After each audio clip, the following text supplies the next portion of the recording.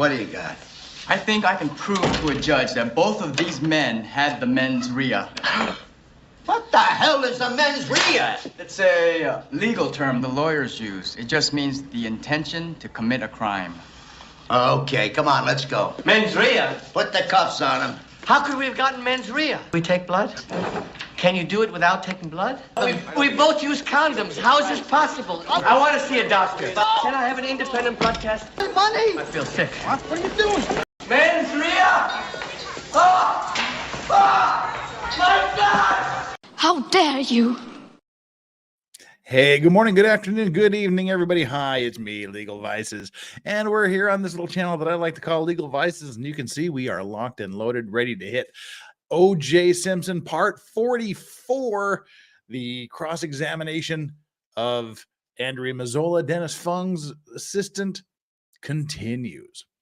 Well, before we do that, we have to do our normal back of house things. One thing of which is to turn off the notification noises on my phone so that doesn't continue to bother us throughout the day. And the second thing that we need to do, the drink of the day. The drink of the day. I don't know if I've done this one before because it's open and I don't remember opening it and I don't remember trying it. It could very well have been opened on an F It Friday stream of some sort and I just don't remember. But today's drink of the day is Widow Jane, whiskey distilled from a rye mash. What does that mean? What does it mean, whiskey distilled from a rye mash? Isn't that just rye whiskey? No, it's not. It's not, for one important reason. If it was to be a rye, it has to be 51% or more rye in the mash bill. Okay, so this is a rye mash, so it's 51% more, but there's another requirement. To be considered a legal rye, it must be in a brand new American oak cask. It's got to be aged in brand new oak casks. This was aged in old used bourbon casks that had been used for 10 years. So they put the bourbon in it, they store the bourbon in it for 10 years, they dump it out, and then they put in this whiskey that's at least 51% rye. So because they put it in used barrels, they can't call it rye whiskey. They have to call it whiskey distilled from a rye mash. If they would have put it in new barrels, it would have been rye. They put it in old barrels, it's whiskey distilled from a rye mash. It's 45.5%, so I'd expect it to be a little bit of an alcohol burn on the palate. And also, ryes are traditionally spicy, a little warm, a little spicy. They sort of taste like Christmas cakes with lots of herbs and molasses and dried fruits and brown sugar. Now let's see how because I literally have no memory of ever opening this. Let's see what it is. Well, surprisingly, it doesn't smell like a rye. It smells more like a scotch. Fruit. There's definitely some fruit there, some like apples, and something strange. I don't know what it is. There's apples, a little bit of peach, maybe. Some hints of bourbon, I guess. That would make sense, being aged in used bourbon barrels.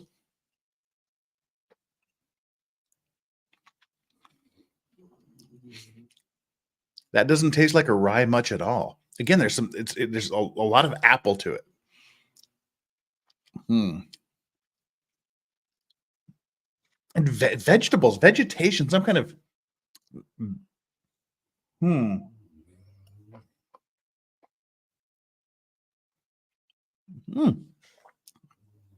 vinegary, kind of pickled. Kind of some sort of, it's gin. It tastes like gin. Yeah, it's got that herby gin kind of flavor. It doesn't taste like the juniper you would get from a gin, but there's definitely like a gin brightness to it. Kind of makes the sides of your tongue tingle. There's just like a little hint of like pickle juice in there. So apples, fruit, some bright gin notes, maybe a little bit of pickle in there. That is really, really interesting and really, really good.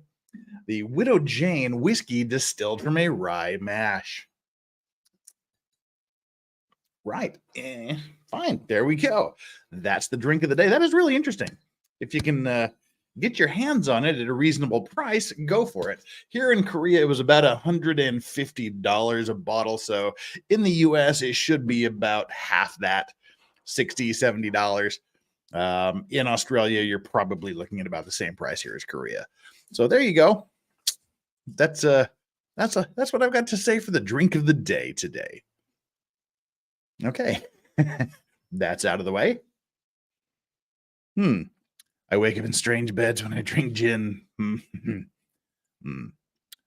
Yeah, so hey, there you go. Let's see what's going on here in chat before we jump into this pickled onion flavor. No, I don't have the onion, but it's just like, you know how if you have like dill pickles and you can kind of taste the dill on like the bottom and sides of your tongue towards the back. That's kind of that sort of. No, it's not definitely not pickle forward like a pickleback. Because somebody talked me into doing a pickleback one night, and that was one of the most horrendous things I've ever put in my mouth in my entire life. But yeah, no, it doesn't taste like gin. It's saying ooh gin. No, it doesn't taste like gin. It might be weird to say it feels the same as gin. Because like gin is bright. It's not like heavy, thick, and oily like a sherry aged scotch or something. It's bright. It's herbaceous. It's quite a great drink. Now I've had the Widow Jane whiskey aged in apple wood barrels. Now that does taste like apples. It's not like a flavored whiskey. It takes on the flavor from the wood. It's great. Anyway, there you go. I'm pretty sure you did drink it on a stream. Well, I'll have to go back through and see, because if I did, then it'd be interesting to see how the flavor has changed since the first time I tried it. Interesting, because that's the good thing about that's the interesting thing about whiskey. Your attitude. I mean, literally, even just like your mood can affect how it tastes. Your attitude, your mood, what you ate that day, the temperature outside, the temperature inside. Just so many things can affect. So you can taste this one whiskey and taste it again under different circumstances just a few days later, and you get a completely different flavor profile. So it's quite fascinating. That's one thing I love about spirits, is just the different things that go into the flavors, and then the things that affect those flavors. But that's probably all you want to hear about whiskey today, because we're going to be having F-It Friday next Friday, not tomorrow. The next Friday next week, the 14th, will be F-It Friday, so stand by for that. Jason J with a $2 super chat kicking us off in super chat land. Give me moonshine, vodka, and Jack mixed or nothing. There you go.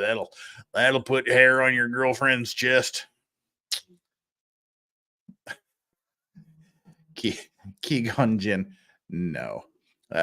Nothing so weak. People get cut in half by lightsabers and come back, but he got a little boo-boo and he died. No. Right. As you'll notice one thing, Chandler Remington is missing. She's missing. She'll be here in 20, 25 minutes, she said. So she's not gone. She's just busy. She has when she comes, we'll have her explain it. She has a big stream coming up in just a few hours from now, like a seriously big time stream that y'all should watch. So yeah, we'll let her talk about that. We'll let her break the news when she comes here, which she said would be right around the bottom of the hour. And the dogs are snoring peacefully off to the side. They're already in snore zone. So hey. And let's see if we get the doggo achievement unlocked. You can watch the dog snore. Right, there we go. That's all I got. So for those of you that are joining us here, wait, what? We've got 40 viewers? How is that possible? Okay, and it just jumped up to 98. I was like, that's still like way low even for an OJ stream. Maybe you're getting sick of the OJ streams. Maybe we should stop. Maybe we should do something else. People seem to be getting sick of the OJ streams, which is why I put up the like and subscribe poll for today. hit the like button. Make sure you're still subscribed. Again, I got a couple of emails overnight from people saying that they had been unsubscribed from me and other YouTube people. So please just double check to make sure you're still subscribed. And if you haven't, please do. And of course, like. And then take our little poll. The poll today is, how fun or entertaining are these OJ streams? 1 knife, 2 knives, 3 knives, or 4 knives. Those are your choices for today. How entertaining is this OJ stream? So do we continue it, or do we just stop doing it and do something else on Thursdays? We'll see. Well, I know you people that are here watching it are saying that, but we need more people to come in. Otherwise, it's like, it's not as exciting. I mean, it's great that you're here and I love the fandom and everything, but if we could get 300 or 400 people watching these as opposed to the 100 of you that are just the most amazingly awesome hardcore people, it would be even more fun. I just don't want to bore people. So we'll see how the poll ends up. I mean, even some of you that are here are saying it's a 1 knife production. But anyway, Marv White with the $5 says, we are not sick of OJ. Ice cream is good. I'm not gonna do that. So, all right. Anyway, I know you're the only one that count Porcelain Thunder, but if there was more of you that counted, that would be better. Of course, you here are the only ones that really matter. But if there were more of you that mattered, great. All right. Let's go diving straight into this. Again, I can't remember where exactly we were when we ended up watching this last time. She was boring us all to tears, answering questions. She was still being cross-examined. Oh, dang. There's 2 things. I forgot. I forgot to do the Ari Jacob intro. I keep forgetting to download that and put that in as our OJ intro. Dang it. Got to write that down. We'll have our standard new OJ opening next week, and also because of the cross-examination by Peter Neufeld, we will of course have our secret little video clip at the appropriate time that you all know what I'm talking about if you've been here more than once. So, all right, let's get into this. Let's pull up the video again and dive just straight into the questioning. But before we go, there's the man himself, Donald Sutherland, all the way from Invasion of the Body Snatchers. Those of you with ear pods, be warned.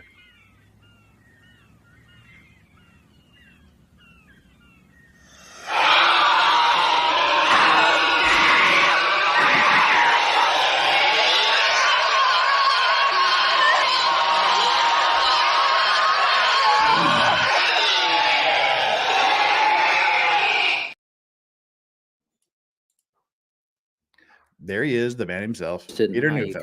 You got it. Well, I understand the issue is, does the jury get to see it with the soundtrack? Yes or no? That's the only issue. I understand that too, Your Honor. I'm simply saying.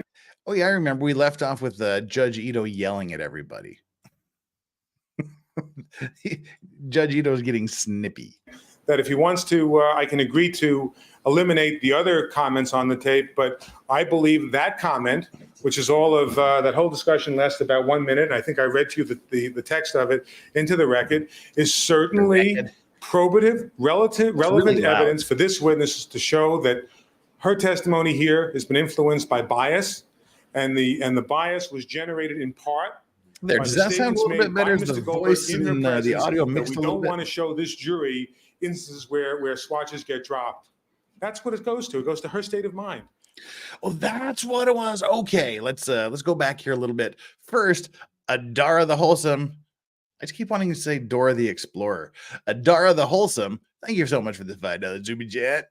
It's never felt better to say I told you so after I told people Murdoch was a dirty trial and they didn't believe me. Satisfying as frick. Good morning. Well, interesting. You may recall when we were talking last time about Becky Hill, the clerk of court, and we watched an interview done by a gentleman about her book with Fitz Media. I'm talking to him. I'm working on getting an interview with him on stream sometime in the next couple of weeks. So we should have some inside stories from the Murdoch territory. So stay tuned for that sometime in the next couple of weeks. And yeah, so what I was saying is that this is where we left off. The defense, I mean, the prosecution was putting in a video of Andrea Mazzola reenacting as a demonstrative. She was reenacting how they collected evidence. And apparently they had a really stupid soundtrack to it. But also, during the filming of the demonstrative as to how she was collecting evidence, she dropped one of the swatches. And on the video is the prosecutor asking the videographer if he can go back and edit out her dropping the swatch so that it looks like a clean production. And what Peter Neufeld here is arguing is they should have to leave that in. They should have to leave her dropping the swatch in the reenactment of her collecting evidence, because that shows that mistakes are made when they're collecting evidence. And of course, the prosecution doesn't want it in. They want to present this demonstrative in a perfect way, implying that no mistakes are made. So that's what they were yelling about. And that's not work product privilege at all. Thank you, counsel. All right, the objection will be sustained as work product also under 352, since the probative value of the evidence is tangential at best, and it's confusing. It's hard to hear as well. Okay, and they lost their bid to get that part kept in. As he was saying, we have this work product exclusion to discovery. Ordinarily, in discovery, you have to turn everything over to the other side, except for your own work product, which is like notes of your interviews, your own research, things like that. You know, things that you produce during the course of your work as a lawyer representing your client. And the judge is saying that video is work product. You're not entitled to do whatever you want with that. So there we go. All right, let's have the jury. Let's have Ms. Mazzola. Your Honor, I'm sorry. I know I shouldn't tempt fate here, but I just... Then why bother? Because there were certain misstatements that were made as to how the tape will... Again, Judge Ito is pissed. They won the motion. He said, I don't want to tempt fate. And he said, well, why bother? And then he just has this look of utter disgust on his face that he just can't get these guys out of his courtroom. released. No, sit down, Mr. Goldberg. Your Honor, Let's have Ms. Mazzola. Let's have the jurors, please. Can I make one other comment about No, that? thank you. Ito's had Looks enough. like we've now been rejoined by all the members of our jury panel. Good afternoon, ladies and gentlemen. Andrea Mazzola is again on the witness stand undergoing cross-examination by Mr. Neufeld. Good afternoon again, Ms. Mazzola. Good afternoon, Your Honor. You're reminded you are still under oath. Mr. Neufeld, you may proceed. All right, Mr. Neufeld, which chart do you have up?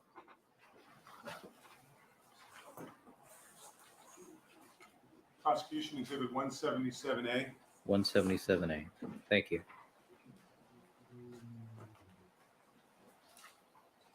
All right, Ms. Mazzola, Mazzola corn oil. have you seen this exhibit before called LAPD Evidence Disposition Summary? Yes, I have.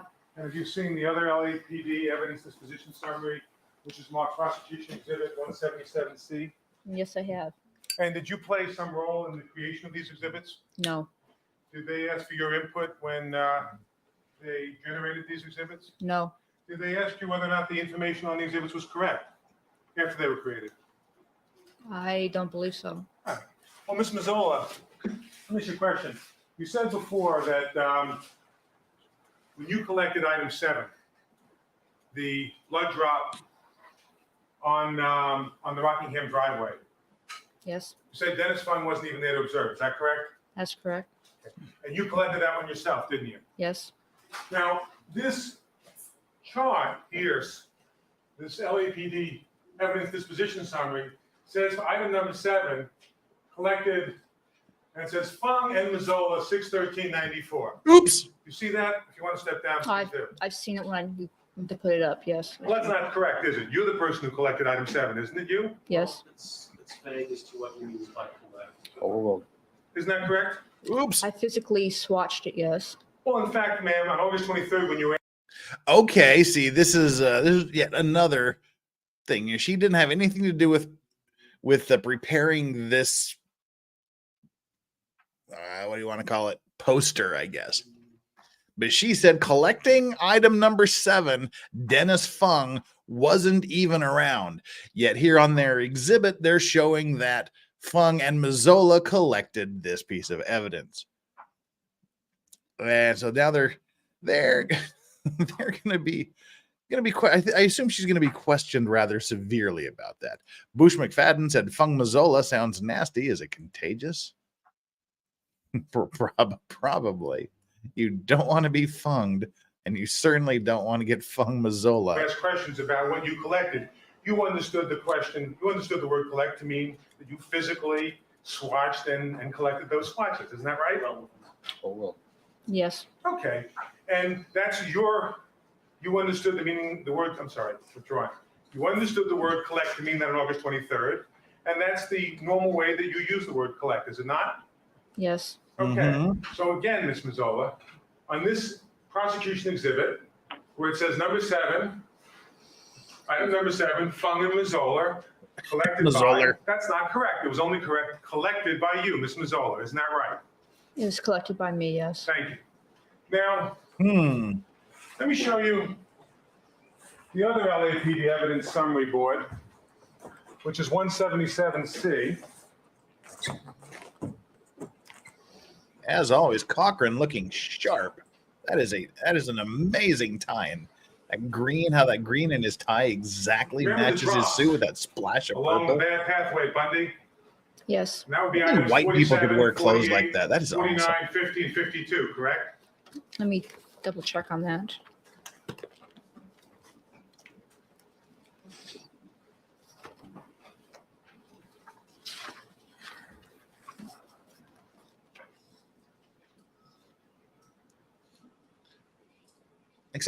I have an olive green suit, but it's more like the olive green that Dennis Fung was wearing a few days on the stand, not that.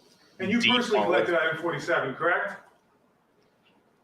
See, 47 was. One moment.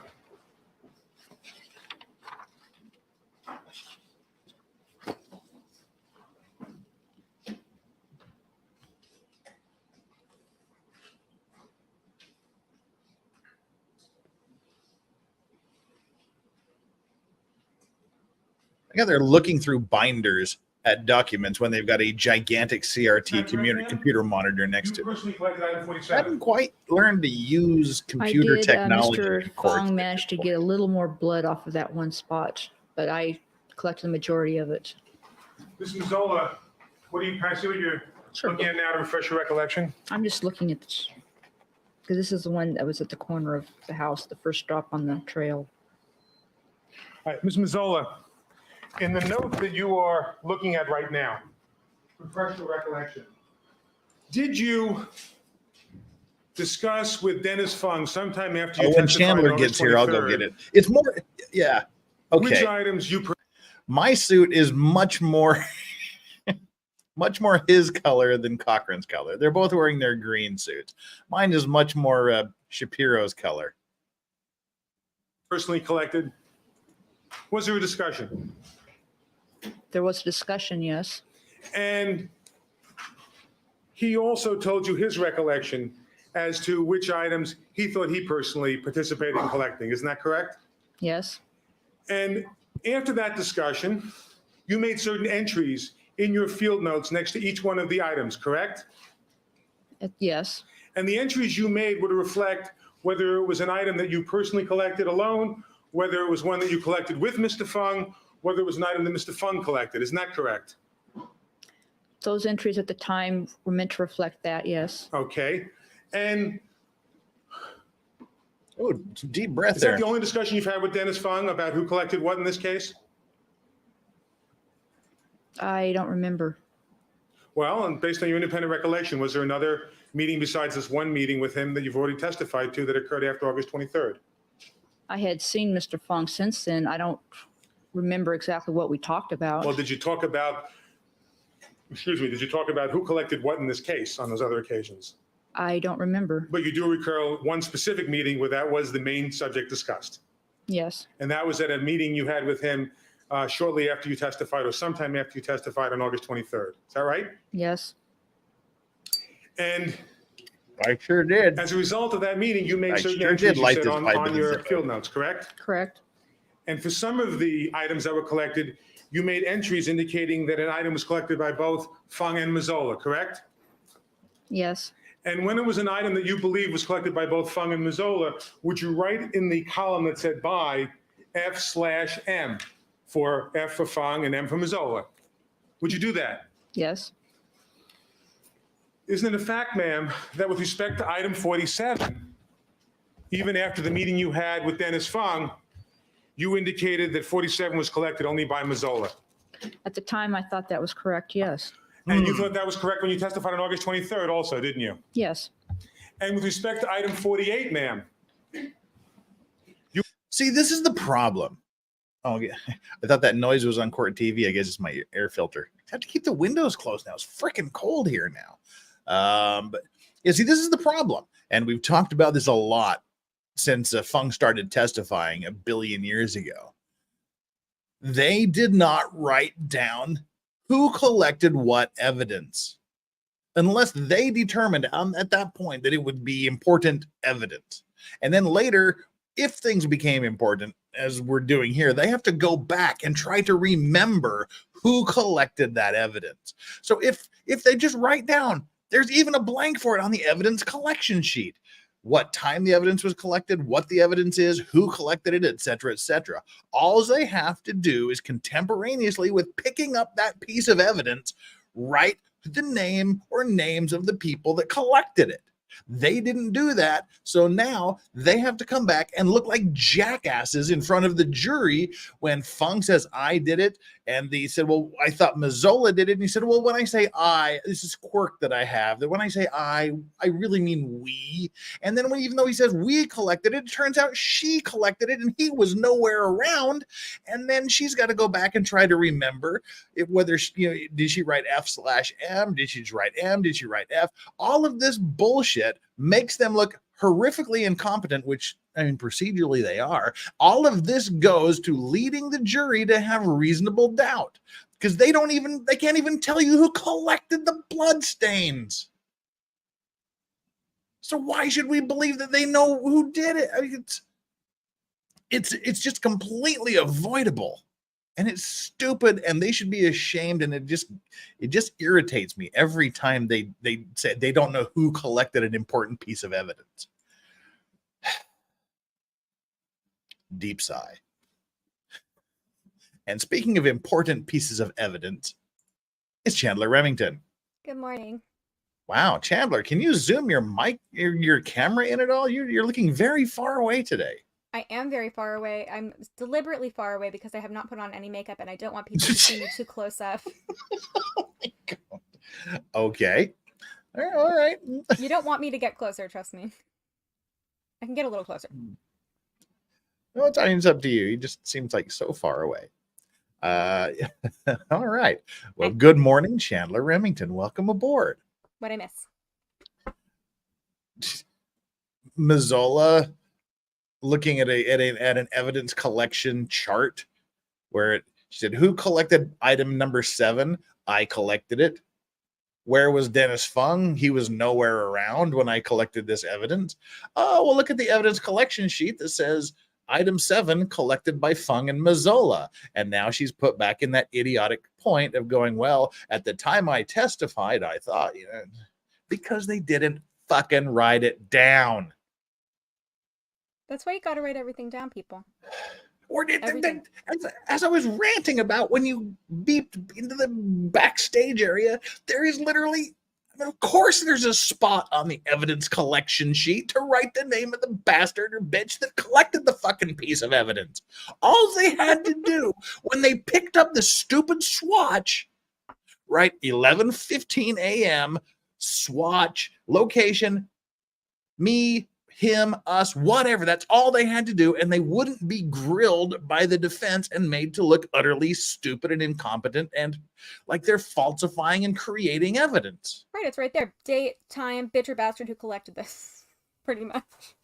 as you so artfully pointed out. So artfully ranted. Well, let's get back into this, and then we'll, in a little bit during our midstream break, we'll talk a bit about what you're up to, because you've got some cool news. You've got some cool stuff to talk about in about 30 minutes from now. Mm-hmm. Don't leave, because Chandler has some big news. I do. And I'm gonna just pop off here for just a quick second. Let's go, Mazzola. You were the only person who collected that item too, weren't you? Yes. And with respect to item 49, ma'am, you were the only person who collected that as well, weren't you? Okay, I'll do the camera.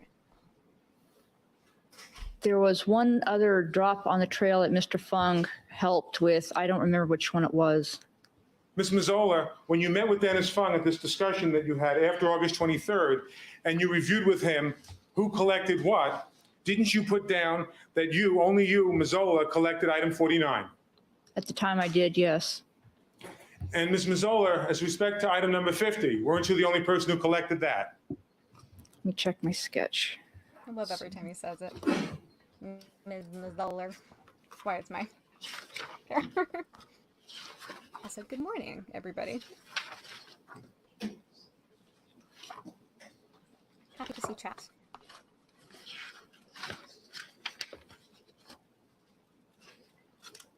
Boosh McFadden, you're mean. Just kidding. Yes. And Ms. Mazzola, as to item 52, you were the only person who collected that too, weren't you? The green. I can't really see the green suit because Shapiro, Yes. Shapiro and Cochran are both wearing olive green item suits, 52, so I was felt he? compelled. Item 52. No, Mr. Fung was not there. So the prosecutor's diagram, where it says, for instance, on item 52, collected by Fung and Mazzola, that's incorrect, isn't it? Well, that calls for speculation. Overruled. Conclusion. Overruled. As it stands there, yes. That's incorrect. Yes. And as to item 50, Ms. Mazzola, where the prosecutor's exhibit says item 50 collected by Fung and Mazzola, that too is incorrect, isn't it? There we go. Yes. Zoom out And of with that. respect to item 48, The Ms. other zoom out. Mazzola, Oh, damn it. where it says collected by Fung and Mazzola, that too is incorrect in the prosecution's exhibit, isn't it? That one I don't know about. As I said before, there's one stain on the path that Mr. Fung helped with. I don't remember exactly Well, if which there's one. one stain that you recall, Wait. I'm sorry. Let her finish the answer. If there's one stain that you say that you have a recollection that he helped you collect, then as to the other stains on that walkway where it says Fung and Mazzola collecting it, as to those other stains, that would all be incorrect. Isn't that right? Number 47 Hey, he helped give with, her the and there's focus one other box. that he helped with on this path. So as to the other three, Ms. Mazzola, this board would be incorrect. Isn't that right? Yes. And Ms. Mazzola, both on August 23rd and again at your discussion with Dennis Fung, where you reviewed who collected what, at those two times, it was your then recollection that you and you alone collected 47, 48, 49, 50, and 52. Isn't that correct? At the Griffin hearing, that was my belief. Been asked and answered. It has. It's the last question on this, Your Honor. I think. She's answered the question. You're probably right, Bush. I'm sorry, I didn't hear what you She's said. answered the question. It's true. Well, she started to answer half of I it. can vouch for She's that. answered At the the question. Griffin. She's answered the question. Okay. Yes. Thank you. Thank you.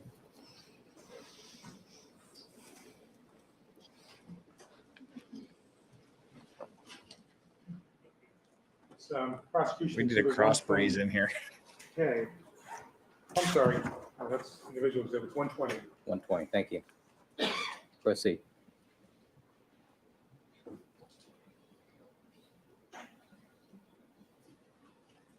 Does it change your autofocus or wait, you're not doing autofocus anymore? No, just when you get close, it'll do like a zoom box so you can see better where you're focusing, and it just kind of does that. Anyhow, it goes. I'm always playing with my hair, even if it's like pulled back properly. Very silly. Now, Ms. Mazzola, the first drop that you collected after you collected the stain on the Bronco door handle was item number 4. Is that correct? That's correct. And item number 4 is the one that's actually in the street near the curb Yes, behind the Bronco? yes. And then item number, I'm sorry, am I blocking? All right. Is that better? Okay. And item number 5 was the second stain you collected, is that right? Yes, I believe it was. And item number 5 is a little red stain in the driveway Little red outside the actual stain. gate, though. Isn't that right? Yes. What's that to the tune of? Little red Corvette. And ma'am, I like a little the red book. distance Little red from item 4 to Corvette. item 5 is approximately 12 feet, is it not? I As the wouldn't know. crow flies. I wouldn't want to hazard a guess. Well, do you have notes indicating the actual locations of each of these items? We have the measurements, yes. Could you look at those measurements and I'm sorry, if you look at those measurements, would you be able to give an approximate estimate as to the distance between stain number 4 and stain number 5? Let's see.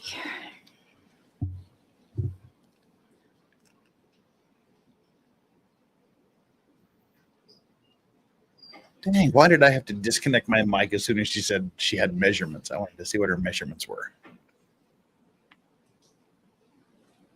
I don't think they're impressive. Are we like 32, 32, 32?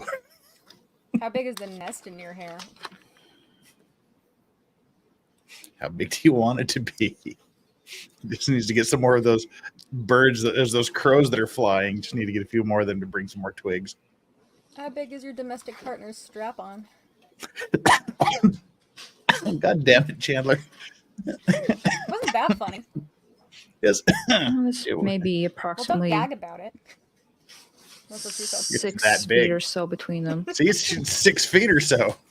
Oh, And that's a little much. the next blood drop stain that you collected is item number 7. I'm sorry, item number 6. Is that correct? 6, correct. On August 23rd, when you testified that you personally had collected the drops at the beginning of the driveway leading up to the house, ma'am, was one of the drops collected that day item number 6? Well, that's unintelligible. Overruled. Was item number 6 one of the drops collected that day, ma'am? Yes, it was one of the drops collected that day. All right. And what is the approximate distance from item number 5 to item number 6? Your mom. Yeah, she's definitely getting Whitney Houston crack whore head. Her hair is getting to that point. Just a lot of Aquanet. That's why we have global warming. All because of Andrea Mazzola. I mean, she's not the sole responsible person, but It's about 8 feet, isn't it? Yeah, it's approximately 8 feet. Okay. And was it the spraying of the Aquanet? Or I can't remember.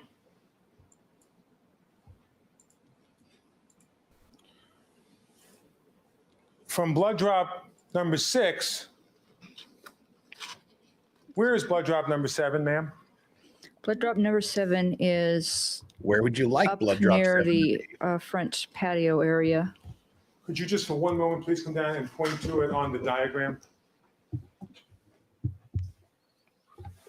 You know what? Get the pointer out, please.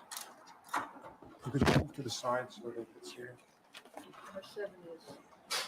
Okay. Could you now point to the could you point to the red dot on the diagram? And could you show us what number 8 is? 8 is. All right. And could you please show us There are where 3 4, red 5, and dots. 6 are? Show us on the doll where OJ stabbed the shit out of Nicole. Could you move out of the way? You're obstructing me here. Right there. And where's 5, please? JKD Buck, hey.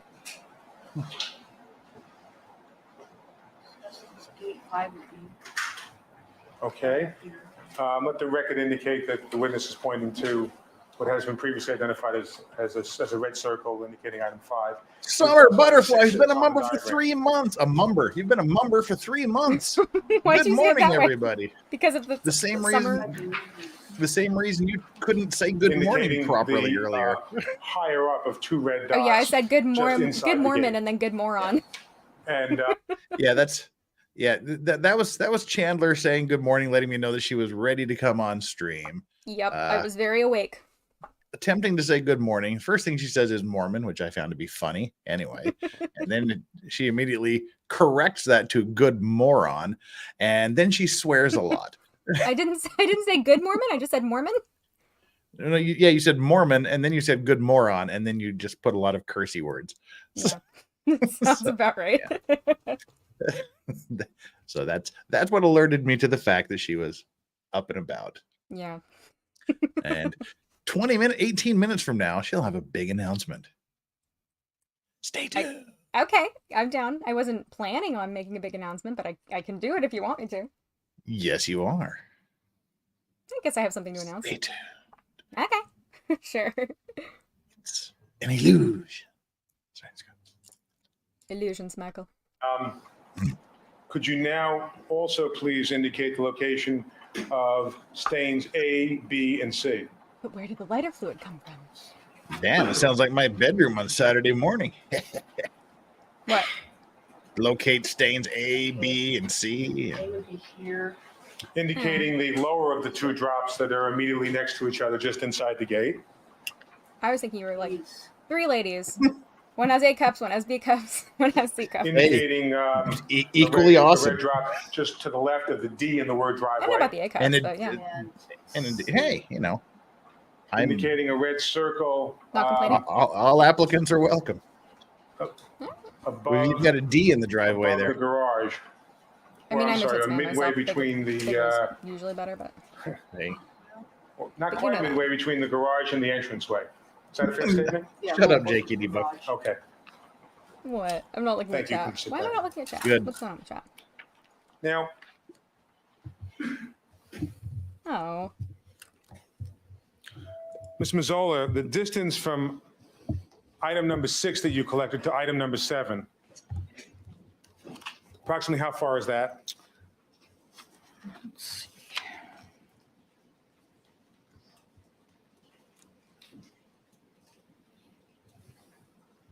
Kind of feel ashamed that she has a better suit than I do. She's got that 1980s Okay, talking on heads that, we burning down the changed house. our point of reference for the measurements. As we Yeah, she's, got up near the garage, we took our measurements off the garage. It's like if David Would it be Byrne fair to was a say, woman. man, that the approximate distance I think between he's way better looking than she stain is. 6 That's an insult to David Byrne. and stain 7 is at least 100 feet or thereabouts? I wouldn't even know. I'd have no idea. Now, Which is one of my ABC, favorite lines from you said were Succession. never collected, is that right? That's Gobbledy, correct. go fuck yourself. Was that Fung's decision not to collect them, man? Yes. And God, I have did so many Dennis favorite Fung lines from say to you that Succession. the collection of 3 more stains would overtax the laboratory? Oh, No. Wait, what? Did he say it would interfere with the analysis of other evidence? What would overtax the There- laboratory? if they had just tested a couple of more swatches. Really?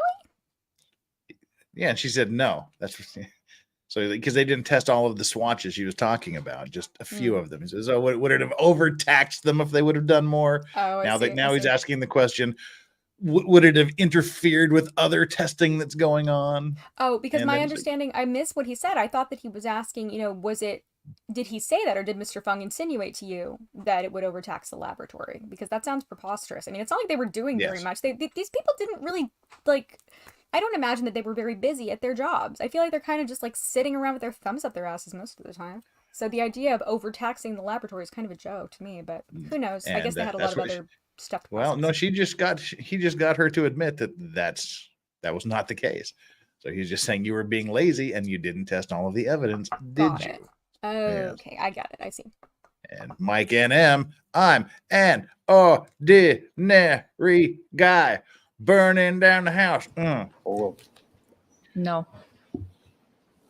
Great song. Now, you said that the pretty good. reason A, B, and C weren't collected is because you were only interested in collecting what you termed representative stains. Is that right? I like them all. Yes. Me too. Well, at Bundy, ma'am, every drop along that walkway I was just like some better collected, than wasn't it? others. Hey, You didn't leave you're out any welcome. drops simply because you deemed them representative, did you? Or I'm No. sorry, because you didn't deem them Ooh. relevant, did you? It's vague as to which drops. Sustained. Rephrase the question. Jury's not Bundy, going to unhear there were that. 5 drops, 47, 48, 49, 50, and 52, that you observed on June 13th, right? Correct. And you collected them all. Yes. There were no other drops along that same walkway that you saw but didn't collect. Isn't that correct? That's correct.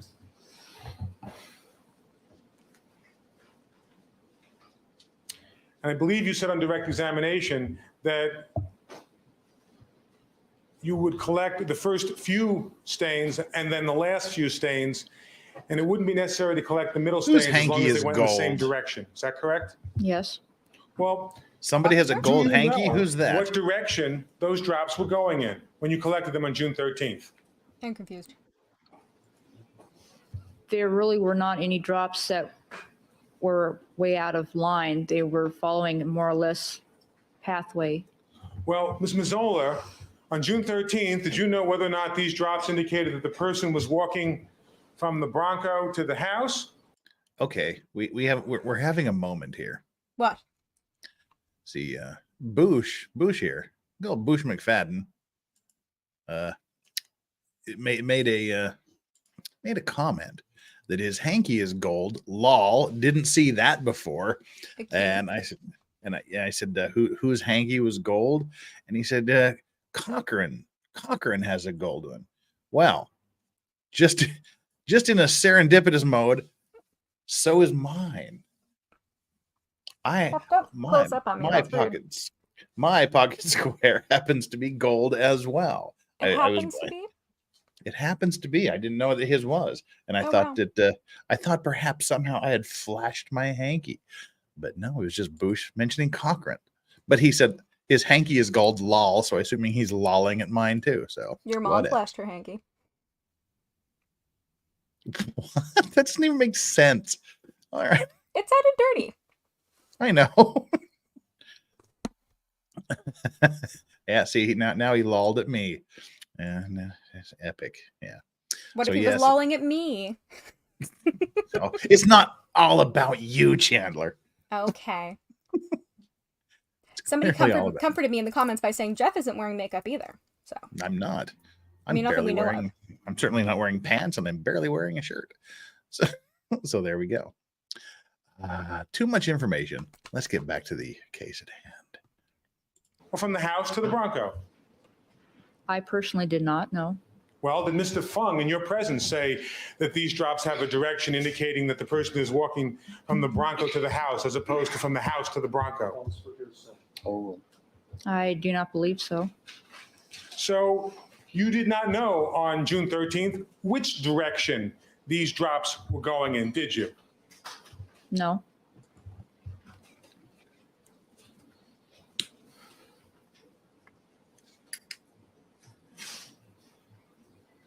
Now, other than items A, B, and C, which were photographed but not collected, was there anything else worth documenting with a photograph on the driveway that was photographed? I do not believe so. That was it, just those drops, 4, 5, 6, 7, and 8 in A, B, and C. Is that right? I'm not sure what else the photographer took pictures of. Now, Ms. Mazzola, would you agree that the blood drop that you have identified as number 5, I'm sorry, as number 6, as A, and as B, are all to the left side of the driveway as you walk in toward the house? Is that a fair statement? Yes.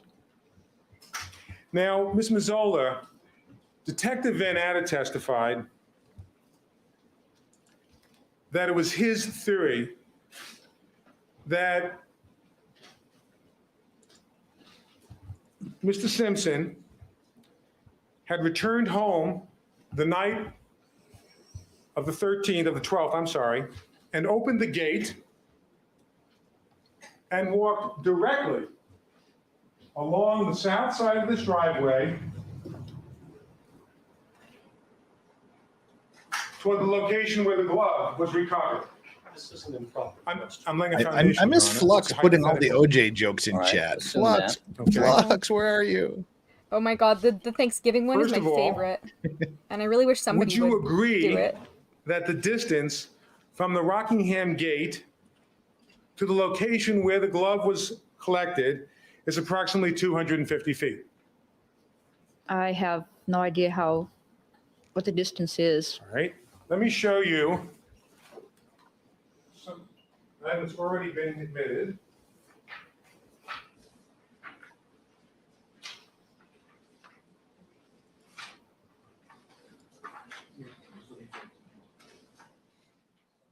I'll show you what has been previously admitted as Exhibit 1072, which is a surveyor's drawing of Mr. Simpson's home and property.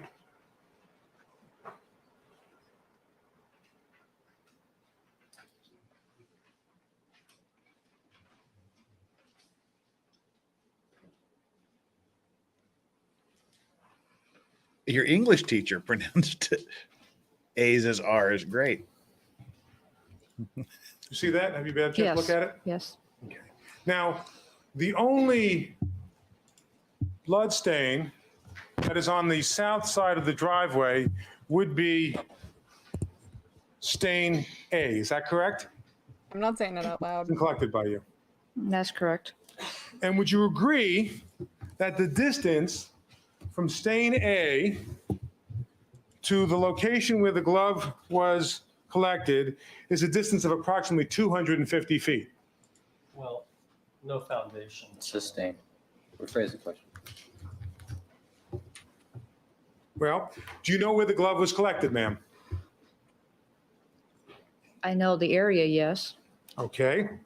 And you had seen it, I had not seen the glove before it was collected. but you were shown the place where it had been collected by Mr. Fung? Yes.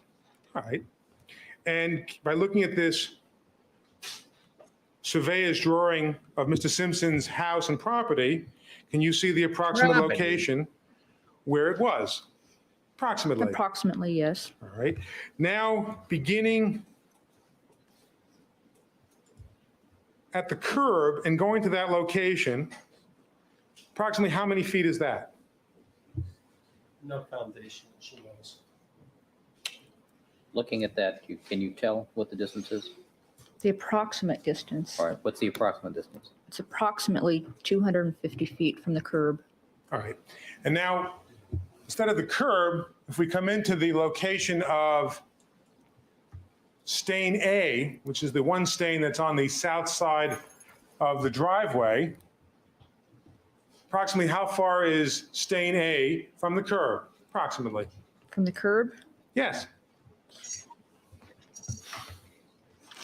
Check.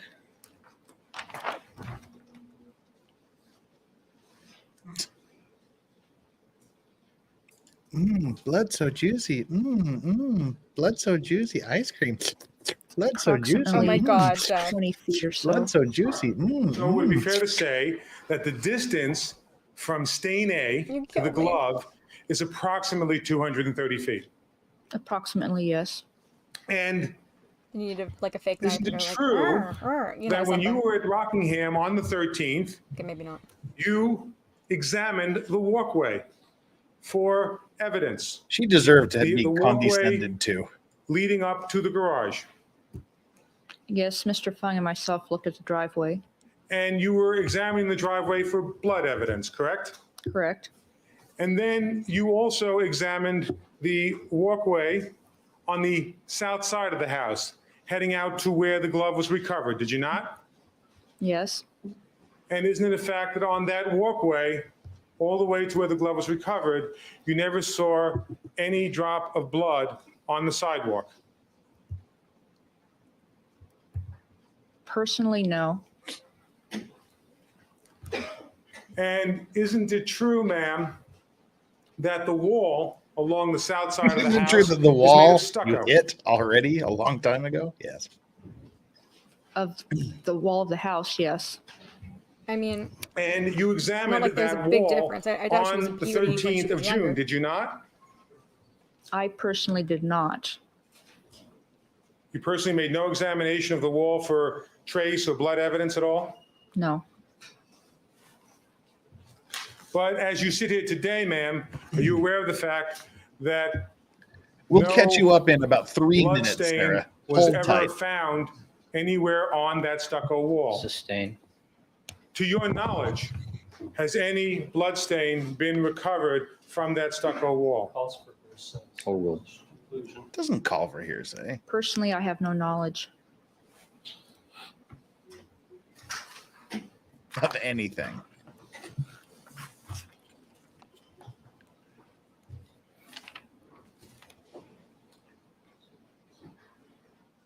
You want to exhibit that to the jurors at the end just to make sure that they saw all the pertinent points? He's an You, Mr. Chekhov, exhibitionist? exhibit that to What? 1492 to make sure they saw all the pertinent parts there. Isn't that what you call someone who shows exhibits to the jury? Yeah. Oh, there's a That good. was all the We, last- we can use that as a good break there. That they paused for a commercial break, I guess. So we can use that as our midstream break. All right, Chandler, are you ready for your extreme close up?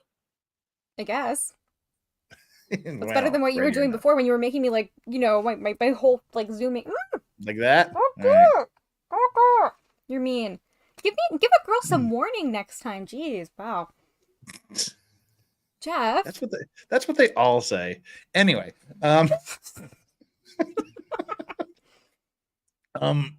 anyway, so we have a couple of things here. First, Alabama Rose dropping some Dragon's Treasure tea links. TheDragonsTreasure.com. Make sure you go there and get your tea. And I believe he's doing a graphics card giveaway. So if you go there, make sure you get in line for the graphics card giveaway. It's a big old powerful sort of thing. I can't remember off the top of my head what it was, but it's a good one. And when you buy your tea, 60 different loose leaf bag teas, whatever you need, he's got your teas. Use code VICES and get 10% off. It's like Or a Remy. triple win. You could also use code No, Remy if you just- wanted to, You could. support You either one could. of us. It's You only, whatever you wanna only do. get one announcement. Do you want to announce your Dragon's Treasure Just code, or do you want to? whoever's cuter. Well, clearly that's me. So Obviously. yeah. So use code VICES, you get 10% off. So you get 10% off. He gets a sale, and I get a 5% kickback that I put towards more tea. Yum. So there is that. And we did Summer Butterflies 3 months. Good morning, everybody. We did that, but it was so awesome. We'll do it again. Bush McFadden, Hanky's Gold. We did that. Patrick Hemken. Jeff, do they do Halloween in Korea? Yes, they do. You may recall the news from last Halloween. There was a gigantic human crush in Itaewon, Seoul last Halloween that killed 159 people and injured Christ. 196 others. That's terrible. Yeah. So I'm expecting there not to be a big Halloween this year. Just because of that. There's a whole video on it that Legal Mindset Andrew and I did last Halloween, just like a day or two after, talking about it. So if you want to go back in these stacks of videos, there's a whole big video on this big Itaewon crush that happened. Like it left nearly 160 kids, mostly 16 to early 20s dead, and another nearly 200 in the hospital. God, that's horrible. I have not heard of that. That's terrible. Yeah, and I mean, it was all in this tiny little alley. Like, everybody tried to filter in. They all got crushed, and still even now. Last time I was in Seoul was 2 months ago. There's still memorials being posted up there and flowers being left. So not expecting a big Halloween this year in Korea, but they do Halloween because it's a cool American holiday. Sarah Dawn, sorry, I've just turned on and have no clue who anyone is. I'm Legal Vices, and this is Chandler Remington, and we're doing the OJ Simpson trial. He's the guy that's sitting down there. But I know, all right, I'm being a smart ass. On the stand is ANDREA MAZZOLA. She is the assistant criminologist for Los Angeles. She happened to be an assistant to a completely incompetent doofus named Dennis Fung. That's putting it very nicely. I know, but it is YouTube. Still have to have a modicum of decency. So, but yeah, go back to day one. You're 44 episodes behind, but that's a good thing. It doesn't matter because this is just kind of a chill stream where we show the trial. And the purpose, again, for this is old news for most of you, but the reason we're doing this is not to change your mind on whether he did it or not. After 28 years, everybody should have made up their own damn minds by now. But why we're doing this is to show some of the greatest lawyers, the defense lawyers in this case, Barry Scheck, F. Lee Bailey, Peter Neufeld, some of the greatest legal minds at work in their prime, working their craft in a perfect way and showing you how through their questioning, how through practicing their art, they could lead a jury to find reasonable doubt. So that's sort of the impetus behind what we're doing if this happens to be your first visit here. Torrent 3, Jeff, Silk is ordered. Also, I got monetized this morning. I saw that. Celebration stream. Congratulations. That's great. 8 p.m. Eastern Daylight tonight. I might be able to pop in for a very short bit of that because that's right when I start work. So I might be able to just pop in and say howdy and congratulations. Currently only expanded YouTube partner program. Well, ads will come later. Oh, by the way, is anybody getting ads? Is anybody getting ads in chat? I think we disabled the ads during the live stream. I hope nobody's getting ads because I haven't heard anybody bitching about it in the last hour. So that's good. Thank you so much for that, Torrent 3, by the way. Torrent 3 does traditional Japanese braid work. It's beautiful. It's gorgeous. He's in the middle of making a belt for Danny on Direct, and apparently I'm next. We've got some cool stuff coming down there. So thank you very much for that super chat.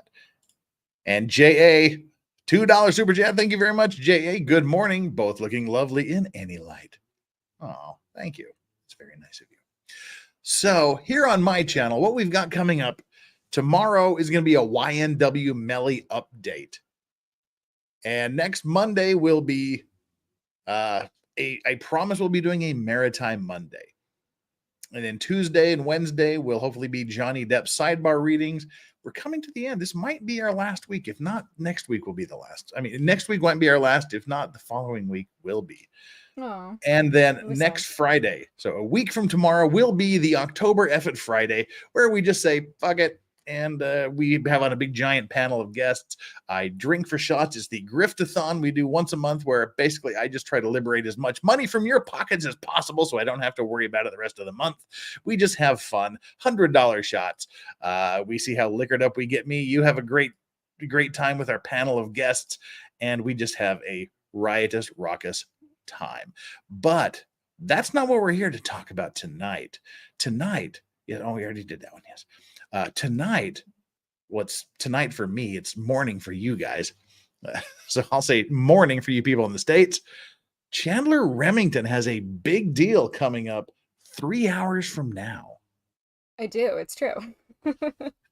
Tell us about this. This is your big announcement. Do you want me to put you alone on the screen, all embiggened and everything? No, you don't have to do that. I mean, you can if you want to. Okay, but, no, it's up to you. All right. No, I'm really excited. So today I'm going to be interviewing a man named Saif Khan, and he was falsely accused of rape when he was a student at Yale, of grape, sorry, in 2015. And even though he was exonerated in a criminal court, he was acquitted on all charges, Yale still expelled him.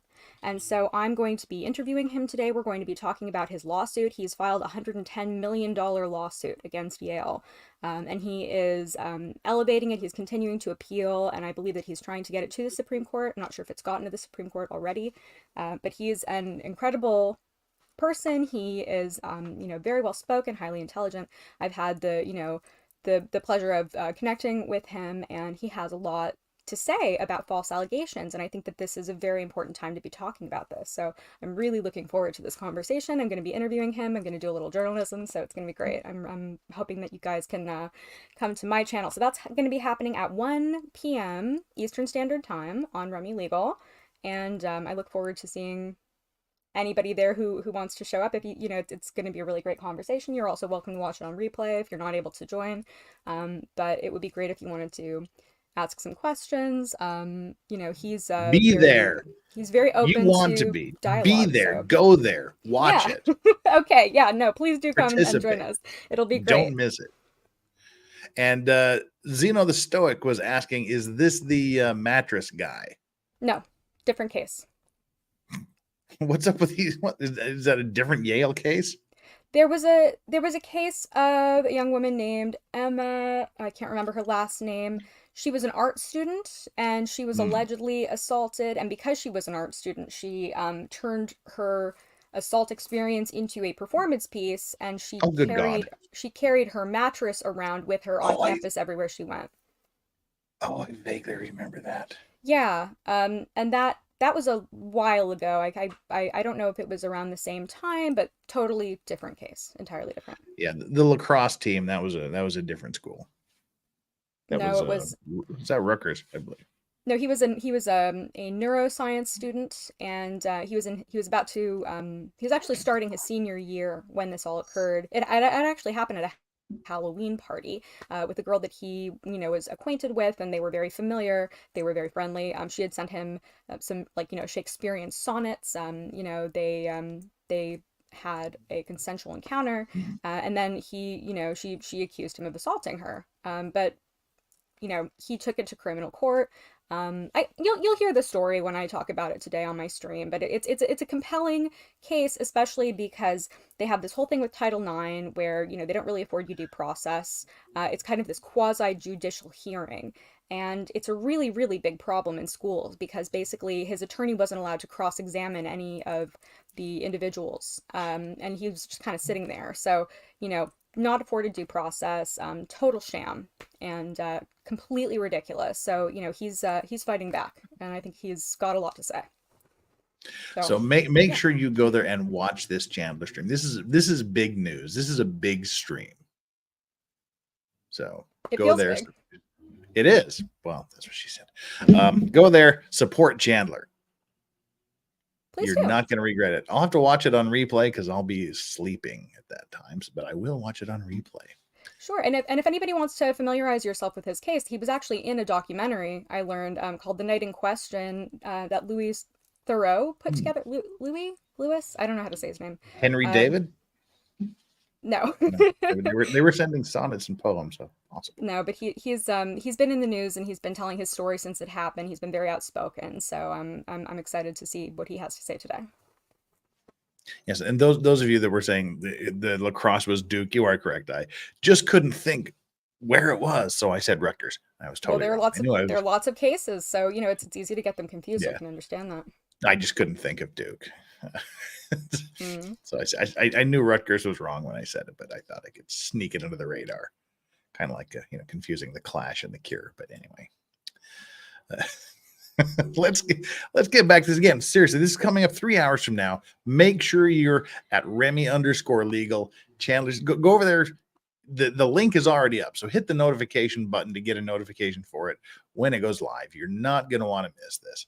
I just wish I didn't have to sleep at that point in time. So otherwise I'd be there live. Well, it'll be there, it'll be on my channel. So, yeah, thank you so much for, making this whole, little announcement there. I wasn't expecting that. I appreciate the opportunity to tell everybody about it. You must. That's what the midstream grift is all about. Good point. Now, yeah. We've got a little bit of time here. We've got about, we might be able to get through this particular day here. And by the way, I've calculated this out. We've probably got another 6 or 7 weeks of Andrea Mazzola. Oh God. And then we'll start at the beginning of the trial. I've decided we'll do opening statements again. We'll just go from day one and we'll just keep going until I die or something. So, all right. To go through all of Mazzola? I mean, it's your stream, and I respect and appreciate if you want to get through her whole testimony. I don't know what else she says or what else happens. Oh, she says a lot of things, and a lot of things happen. Okay. All right. I trust you. You trust me? Good. I trust you. I just want to look at, somebody a little better looking, but anyway, that's There just me is being none. shallow. There is That's me being nobody. very shallow. The best looking one are dead in this trial, unfortunately. They were the only attractive people involved. All right. That's probably true. Yeah. Oh, and Sarah Dawn says, I just love you all so much. XXX. Ooh, triple X. That's my favorite kind of X. That's very sweet. Thank you, Sarah, for the super chat. Oh my gosh, it's like cold outside. Why do we have mosquitoes flying around here? That sucks. Anywho, the dogs are asleep, Havey. Strawberry is asleep right over there. Yoda has gone somewhere. But if the achievement gets unlocked, we'll have an image of a sleeping Yoda. But in the meantime, again, this isn't a grifty stream. That all happens at the F at Friday, a week from tomorrow. So let's get back into Andrea Mazzola. And again, go over to Remy_legal, get the notification for her upcoming stream, because it will not be okay if you miss it. So let's go. Andrea Mazzola. Last two stains that you swatched and collected that morning were number 7 and 8, right? Correct. Excuse me, the And mosquitoes on my microphone. as to number 7 and 8, did you keep swatching anymore. those two drops until you had collected the entire blood stain? I don't recall if I did or not. Well, was it your standard procedure to do that? To get up as much as possible, yes. Oh, okay. And to the best of your recollection, did you get up as much of the stain that was visible as you possibly could? As to items 7 and items 8.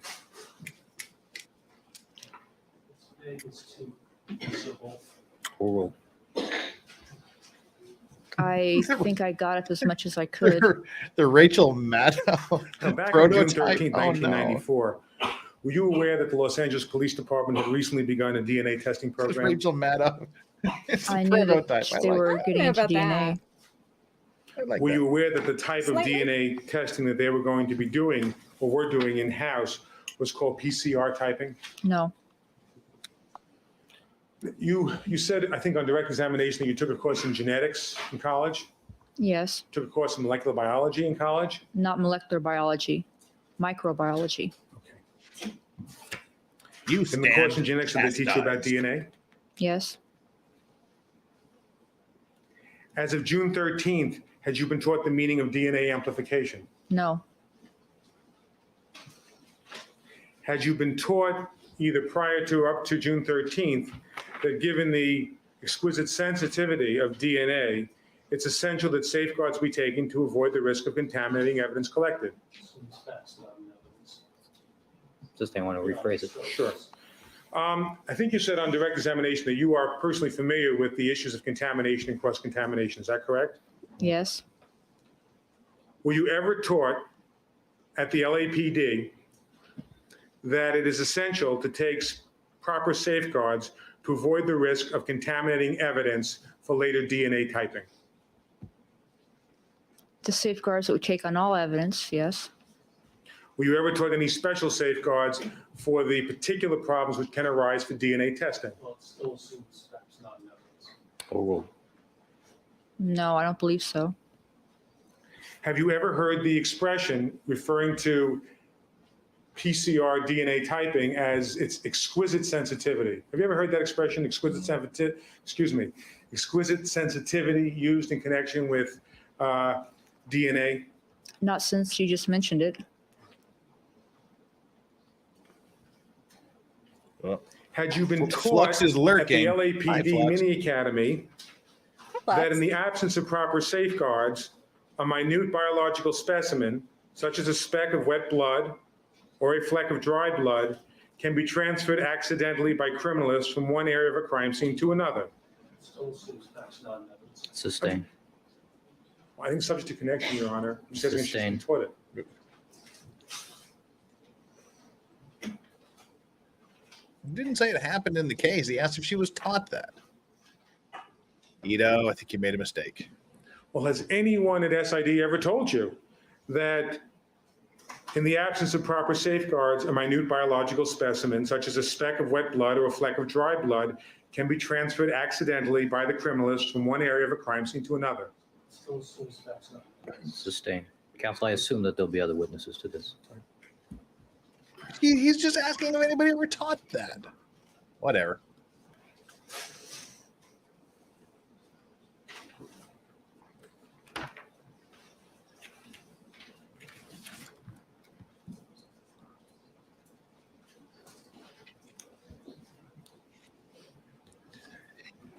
Yes, that is true. They did, in fact, collect I believe you said 3 separate Mr. Mazzola, blood that the only stains training with you 1 received swab. in Flux is in lurking. collecting bloodstains Always is for lurking. serological testing in general and not for DNA testing in particular. Is that right? Not in DNA particular, that's correct. Are there any written guidelines that you have received from the LAPD dealing with any of the particular problems encountered with DNA evidence? No, I don't believe so.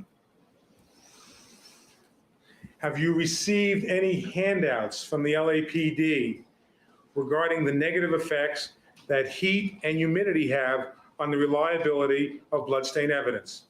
No, Have you been taught by members of the staff at the LAPD Scientific Investigation Division that heat and humidity have negative effects on the reliability of bloodstain evidence? Sustained. Not just for DNA, but for any type of serological testing. Sustained. Rephrase the question, counsel. It's an appropriate question if it's phrased appropriately. Are you aware, okay, to your knowledge, as you sit here today, as to whether heat and humidity can have negative effects on the reliability of bloodstain evidence? Vegas to reliability. Overruled. I know that it can affect them. I'm not sure to what extent. Well, when you say you know that heat and humidity can affect the bloodstains, have you at least been told? Have you that it can been affect them taught about adversely? blood stain evidence? That's good. Sustained. When you say you are aware that heat and humidity can affect DNA, I'm sorry, withdrawing. When you say you are aware that heat and humidity can have an effect on bloodstain evidence, what effect is it that you believe it will have?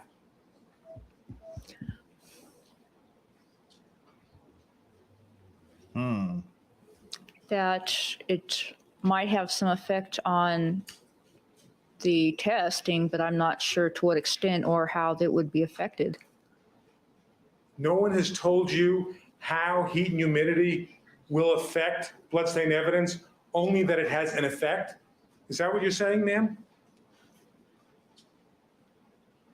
Well, I don't know personally how much it would degrade, if at all, and over what period of time. Okay. But as you sit here today, it is your understanding that the effects of heat and humidity are that it can degrade the bloodstain evidence. Is that correct? That is one possibility. Okay.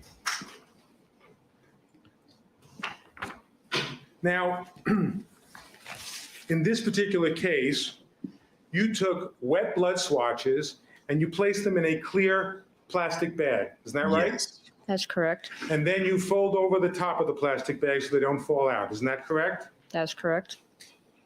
And sometimes these wet swatches that are in the plastic bag actually stick together, don't they?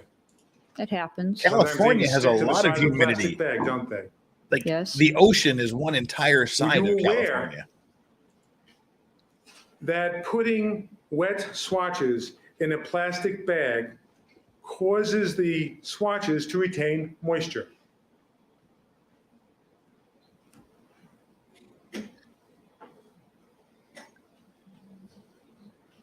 Come on, you should know about I was retaining not water. told that. But you knew that anyway, didn't you? Yes. I mean, you know that just from your everyday experiences, that if you take a wet item and you put it in a plastic bag and you close the top of the plastic bag, it's going to stay real moist in there, isn't it? It'll stay moist, yes. Okay. Moist. As opposed to if you take the item out of the plastic bag and let it dry in the air, it'll dry much faster, won't it? Yes. Okay. Moist. A moist bag. And did you know, A prior moist to taking bag the of witness stand blood. today, that by keeping the swatches moist in that plastic bag, So much moist. that can promote the growth of bacteria on those swatches. Did you know that? Moist bacteria. Overruled. No, not really. Have you ever had the common everyday experience of putting a wet item such as a bathing suit or something in a wet plastic bag and then taking it out hours later and it smells moldy? Has that ever happened to you? I would say it smells moldy. Have you ever had the experience where you've kept any wet item in a sealed plastic Musty. bag and taking it out many hours later, whether it's a bathing suit or something else, and it smells somewhat moldy? Overruled. There wasn't, But if it's a common experience, I don't think we need to go into it too deeply. We're not going to. Just What There does it was an smell odor, like, yes. Andrea? Does it smell, Andrea? Can you hear the screaming of the lambs, Andrea? What does the lamb smell like, Andrea? as you sit here today, based on your experience in genetics, microbiology, your education in college, God, your Adam. education at the LAPD Mini Academy, are you aware that bacteria eats up pieces of DNA? Sustain. Well, based on your education and your training, do you have any knowledge about what effect bacteria has on DNA? no, You've never been taught anything about what effect bacteria has on DNA? no. Don't worry, Alabama Rose. Soon it You will said be that moist. you have some knowledge of the effects of humidity and moisture on a swatch that's kept in a sealed plastic bag. Do you have any awareness of the effect of heat on a wet swatch in a sealed plastic bag? Hot and moist. Just like Valhalla awaits. Not Good morning. personal knowledge, no. What kind of knowledge do you have if it's not personal knowledge about this? Just from what I've been told, I have not seen the effects personally. You've been told by people at SID, at LAPD? Yes, And have you been told by people at LAPD that just like moisture, heat also can promote bacterial growth? it's possible, yes. And have you been told by people at LAPD, by the way, did you have these conversations with people at LAPD prior to June 13th, 1994, or since June 13th, 1994? I can't remember exactly when it was. Do you remember where it was? At work. Was it just a casual conversation, or was it one of the lectures at the Mini Academy? I'm not really sure. Are you making this shit up, Andrea? And did any of these people who you had these discussions with at work talk to you about the combined effects of heat and humidity on a wet blood swatch kept in a sealed plastic bag? No, I don't believe so. Well, did those people tell you, I think you said a moment ago, that heat can cause bacteria to develop? Is that right? Overruled. It's a possibility that it could occur. And that humidity, or the moisture of the swatch in the sealed plastic bag, can also possibly cause bacteria to develop as well. You were told that by these people at LAPD, is that right? Yes, So would it be fair to say that if you have both heat and the moisture, that together they will both possibly create or cause bacteria to develop on those swatches? Sustains. Beyond the scope of expertise here.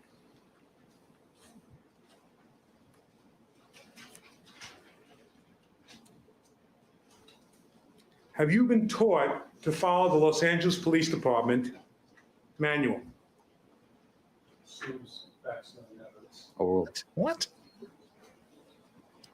We have looked at the LAPD manual. And have you been taught to apply the booking directions contained in the LAPD manual? I don't believe so. Oh my God. Oh my God. That's a good question. If she says yes, she was taught, then why didn't you? If she says I don't know, it's well, how come you don't know? If she says no, it's like, so you work for an incompetent group of people. There was no good way to answer that question. Ma'am, have you been taught at the LAPD Scientific Investigation Division that with respect to preserving wet stains, you should do the following? Items containing wet blood, semen, or chemical stains shall be permitted to dry at room temperature before packaging. Plastic containers or plastic wrap shall not be used as a packaging material. Were you taught that at LAPD? For final booking, yes, that's entirely correct. Well, ma'am, were you given particular pages of the LAPD manual to know for booking evidence? No, Were you told by anybody at SID that the LAPD manual is simply a guideline and not rules which you are required to follow? Ooh, because that was Fung's testimony. It's not rules, it's just I guidelines. believe I heard it was to be used as a guideline. Mhm, And okay, who told you that it was a guideline, ma'am? I Fung? don't remember offhand. Fung? Was it one of your supervisors at the mini academy? Oh. I don't remember.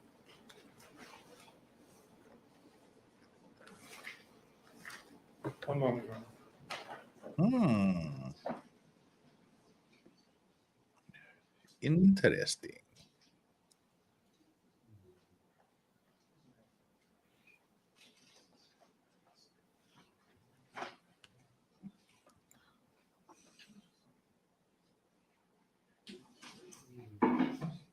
So they want us to believe that the evidence collection manual is not rules, it's guidelines. Are you aware of the fact, Ms. Mazzola? Why is it not titled that the Los evidence Angeles Police collection Department manual guidelines? states that all employees of the department are to conform with the rules and provisions herein contained? Are you aware of that? No, Oops. Overruled. Oops. Right there at the beginning. You got to follow and stick with what it says to do in the manual. She's not aware of that. Well, at least she knows a manual exists, because if you were here for Fung's early part of Dennis Fung's testimony, he didn't even know a manual existed.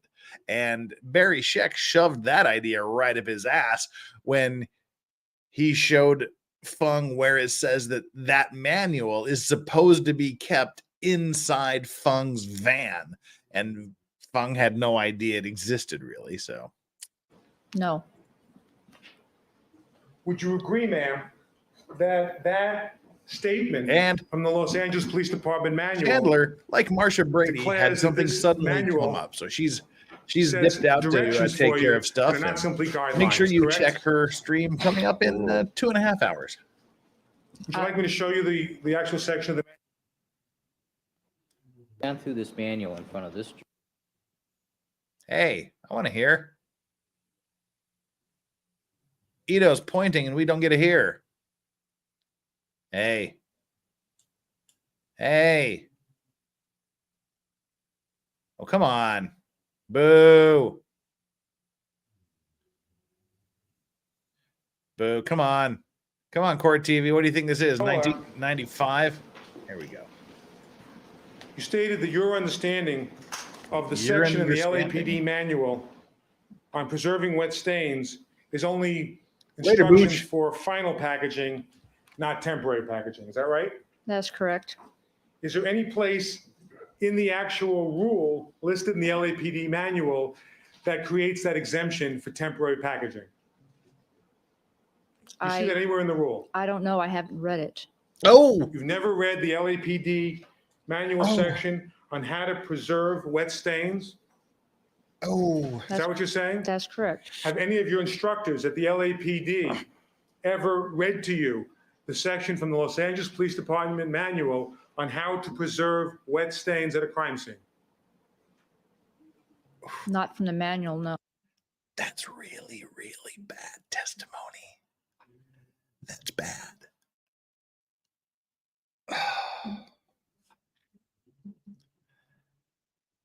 The lowest level person, the lowest level criminologist in the Los Angeles Police Department is collecting wet samples at probably one of the highest profile murders in Los Angeles history.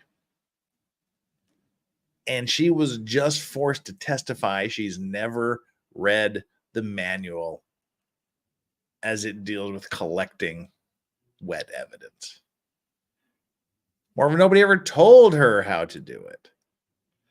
That's really, really bad.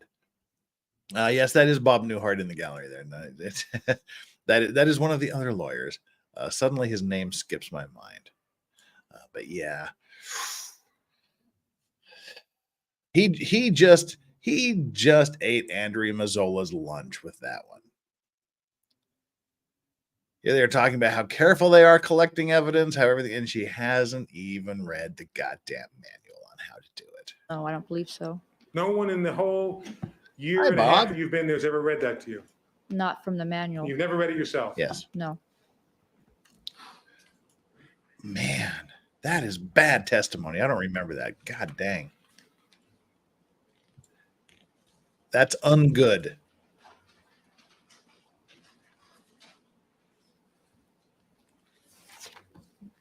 Oof.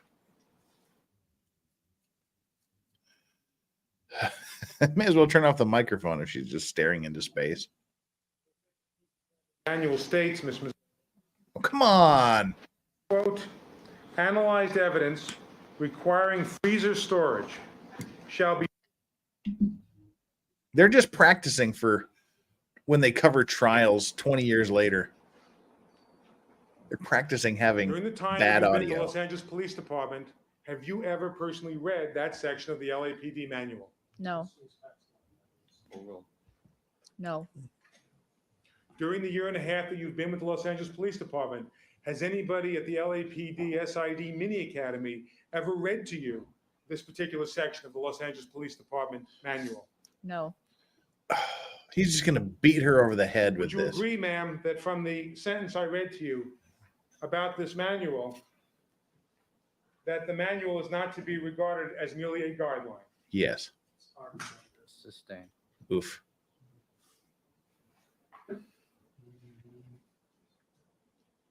Hmm. Would you agree, ma'am, that neither you nor Mr. Fung booked any of the evidence what needed to be frozen within 6 hours after it was obtained? That's correct.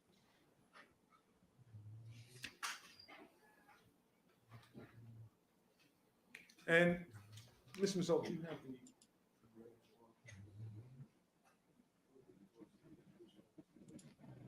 Yes.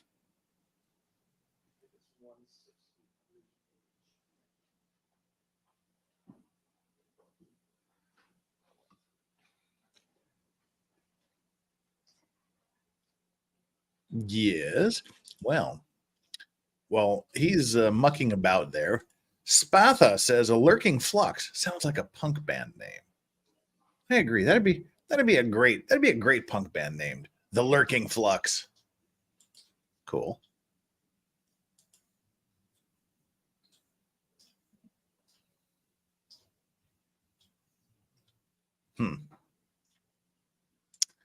Okay, well, while we're doing that, you can see the incompetence that is just rampant in the LA Police Department and their evidence collection techniques, and they don't even know that they're supposed to follow the manual. introduced as Prosecution Exhibit 163H.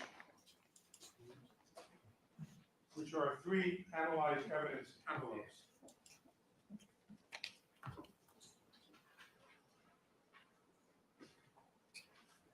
Now, when you obtain a reference sample of fresh blood, what color envelope is it to be stored in?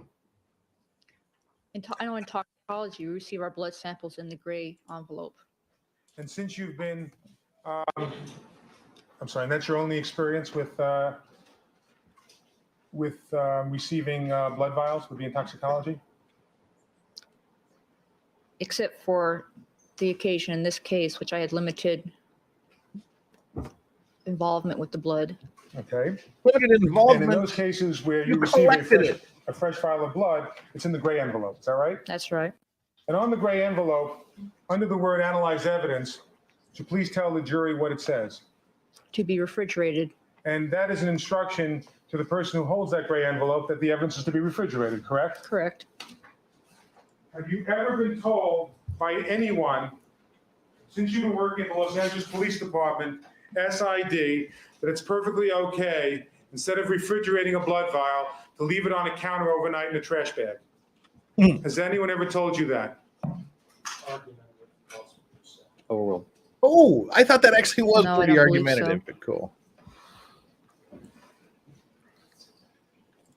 Now, Elsie Mara says the Did anyone defense is ever intentionally teach you dragging it out at to what keep it in the jury's rate mind, giving the state blood little breaks time. down into There were no grades? time limits on this, which is why it went 9 No. months. Did anyone in SID Mini Academy ever teach you that it's okay to let wet blood stains remain in a sealed plastic bag in the rear of a truck in the middle of June for 7 hours? Oof. And yes, that's as bad as it sounds. That was never brought up. Now, for those of you that didn't see Dennis Fung's testimony on this, not only did they put the moist stuff, the moist samples in a clear plastic bag, and not only did they put it inside of a paper bag, and not only did they put that paper bag inside of a dark blue criminologist van in the June Los Angeles heat for 7 hours, they actually put it on the floor of the van right in front of the refrigerator that is built into the van. They could have put it in the refrigerator inside the van, but they just left it on the floor in the LA summer heat for 7 hours. Not a good look, I must Never say. brought up at the Mini Academy? No.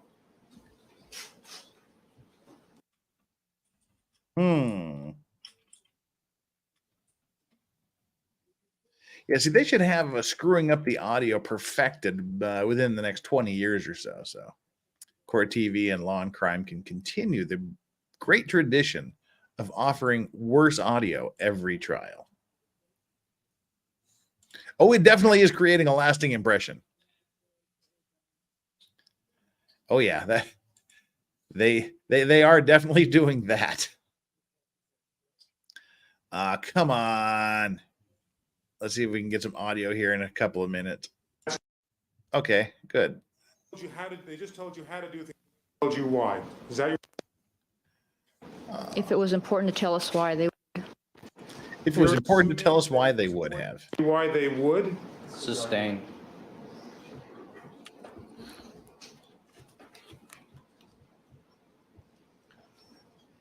And left the van down Did by they the ever river. tell you that if you were going to be out in the truck for more than a half hour or an hour, you shouldn't wait and keep them in plastic bags? Instead, you should take them out of plastic bags.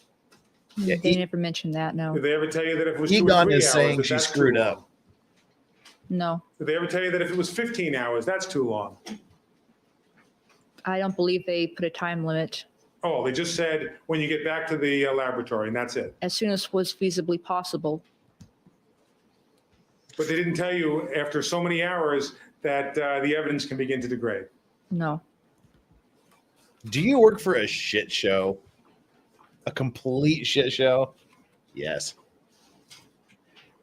Were you ever taught, ma'am, that if the Chrissy, she was on the stand for, if I The recall, DNA about 4.5 or 5 deteriorates days. in the blood swatch. I'm sorry. Were you ever taught that if the DNA deteriorates in the blood swatch and is then cross-contaminated with other DNA, that it makes it more difficult to identify the cross-contaminant? Sustained. Have you been taught about the effects of cross-contamination? No. Didn't you say on direct examination that you are aware of the problems of contamination and cross-contamination, Ms. Mazzola? I am aware of the problems, yes. Is one of the problems of contamination and cross-contamination that if a sample is degraded and then is subsequently contaminated by an outside contaminant, that if you then do a test, it'll be difficult to know whether you're identifying the contaminant or the degraded specimen? So, in other words, you can collect this evidence and it can be cross-contaminated with OJ Simpson's DNA. So when you test it, you don't know if you're getting the real killer's DNA or the DNA contaminant that came from OJ Simpson. That's the real question that he's asking. So he's putting that doubt in the jurors' minds that because they did such things as collecting 3 separate blood stains with a single swab, and that they didn't change their gloves after every piece of evidence, that there could have been cross-contamination because they're at they collected evidence from OJ's house. OJ's DNA could have contaminated the real killer's DNA.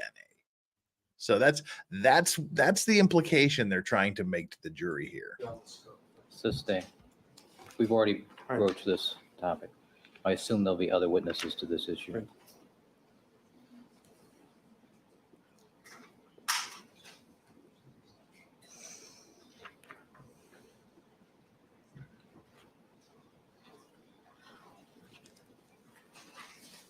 Now,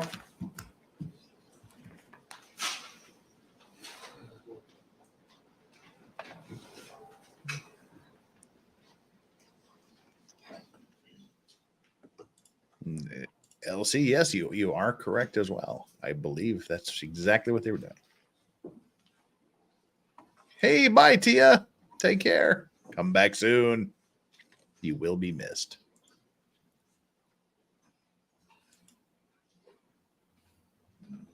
All right, how much more time do we have here? I got about 4 minutes. That's good. Mr. Scheck, what board is that? What board is that? We're all board. Huh? Thank you.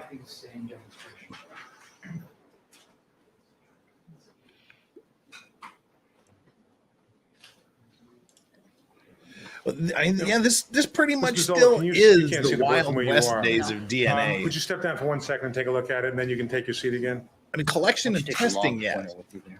But for the jury to understand the evidence, it was still pretty early in the DNA game. No. Proceed. Proceed. Do you recognize the photographs contained on this board? Yes. And in fact, that's you in the photographs, is it not? Yes, it is. And these are a series of still photographs which are attempting to capture different aspects of the collection process. Correct. When were these photographs taken, ma'am?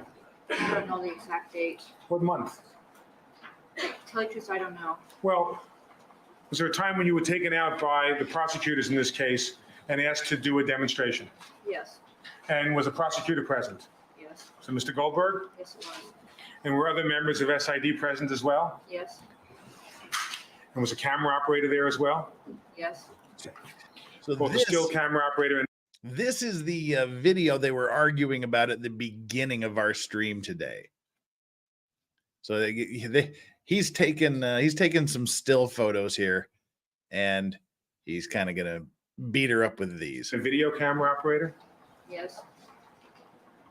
And have you ever been asked to do a demonstration of stain collection before in any other case?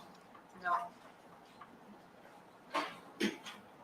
Do you know approximately when it was that you were taken out to do this demonstration? I don't know the Oh exact God, date. she I'm not doesn't asking even the exact remember. date. Was it in February or March? All I remember is had been cold and was raining.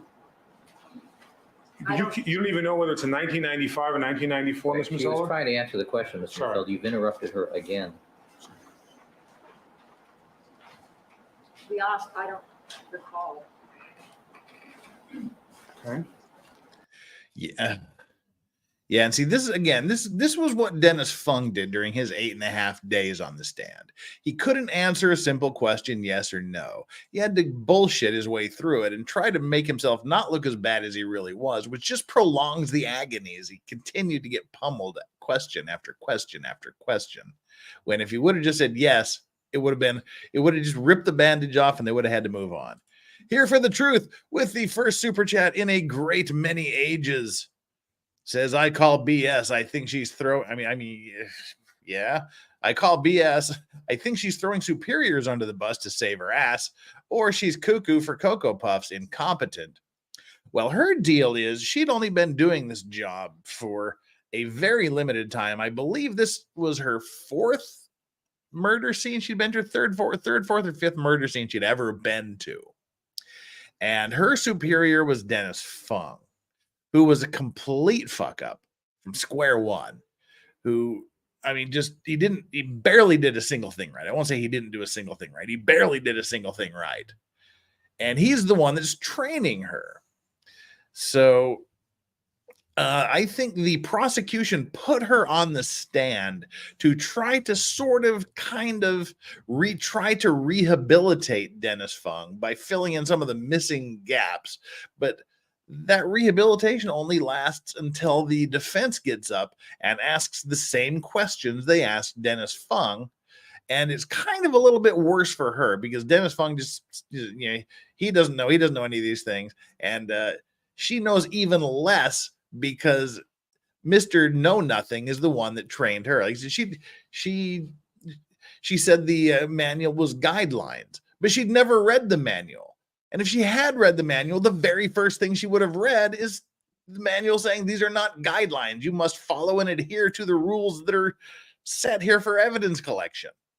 So, yeah, I don't think she's throwing her superiors under the bus here. She's just confirming what Dennis Fung said, that they're all incompetent. And she's incompetent because she's new. She hasn't done this.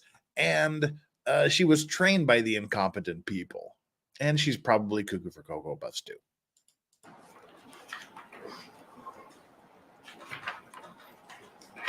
Now, aside from Mr. Goldberg being present and a still photographer and a video photographer, were there other people present? Yes. And did they assist you or at least give you instructions during the course of this demonstration? Your Honor, I'd object to that. Vague. Nice. Who else was present besides Mr. Goldberg and the camera operators? Mr. Funk and Mr. Yamaguchi.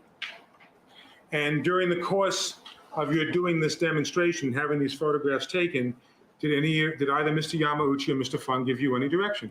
It's still vague. Oh,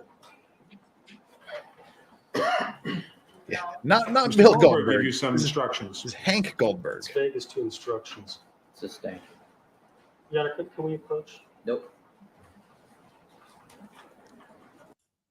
No, here for the truth says it hasn't been that long, Jeff. I've been on all week and chatted. Drink much, lol. No, I mean it's not you giving a super chat. It's been a long time since a super chat was given in this stream.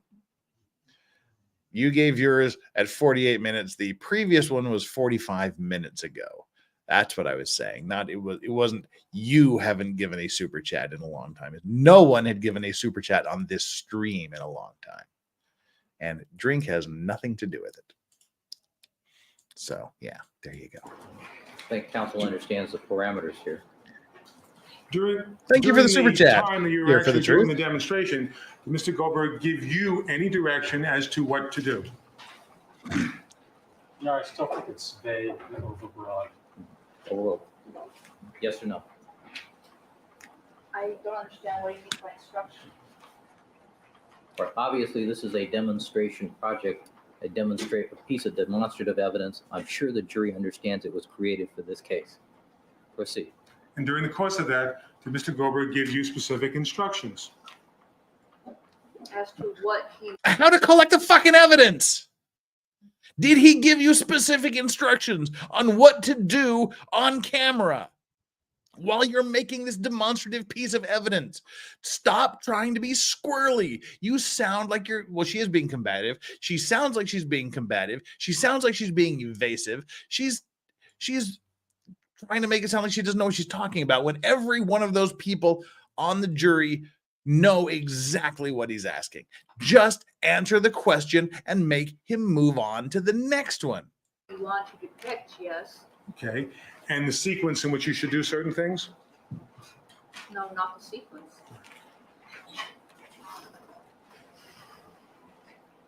God, I hate when they do this. They ruin great cases by doing shit like this. All right, Now, Mr. this- Nicole, would this be a good spot?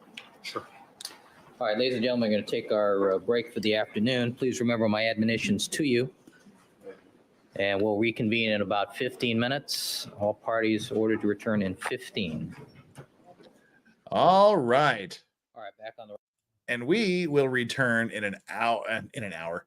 We'll return in a week. That's the end of that day. So there we go.